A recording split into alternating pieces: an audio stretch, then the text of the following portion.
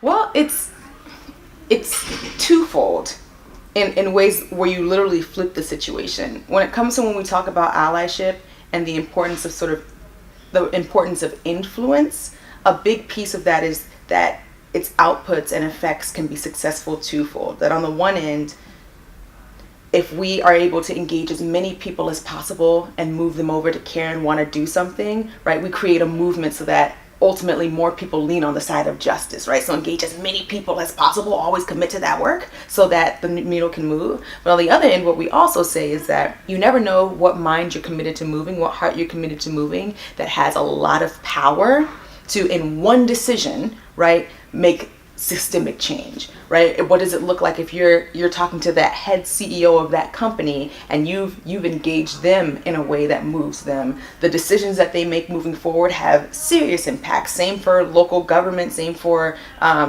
state government, same for national government, right? Like thinking about what the commitment looks like for us to engage people about these things. But what I'll also say is that's sort of like on the outside, this sort of high level idea that like certain people have power, period. But people have power to really make systemic change. But that also, what I always say is that there's got to be two responsibilities. One, that people who have responsibilities for people's lives, who have these powers to make decisions that really affect people's lives, they have to be expected to leave that high level and be a part of their communities, right? You can't have people who carry so much power about human life believing that there's no reason for them to be joining and listening, right? And so I think we have to hold a responsibility to people that, as Uncle Ben told Spider-Man, with great power comes great responsibility. And the responsibility of leading people and leading things that affect people means that you've got to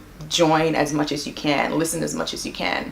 But that I'll also say that it's also a responsibility when we think on these higher levels that we're intentional about inclusion, right? And so how are we intentional about bringing voices to the table to share directly what their experiences are? Because it can get really easy to be talking about all this stuff and then not including the voices who know best, who we need to be hearing from. And so at the end of the day, all of this really looks threefold. It looks like holding our leaders responsible for going into their communities and listening firsthand. It looks like engaging with these communities and opportunities for them to be included in the conversation to show firsthand. And it looks like that middle, when neither of the two have been possible, where as an ally you've committed to stepping out of your circle and listening and centering, and then you've been able to use your power to amplify in solidarity to that leadership where they may not have been willing to step out and listen directly.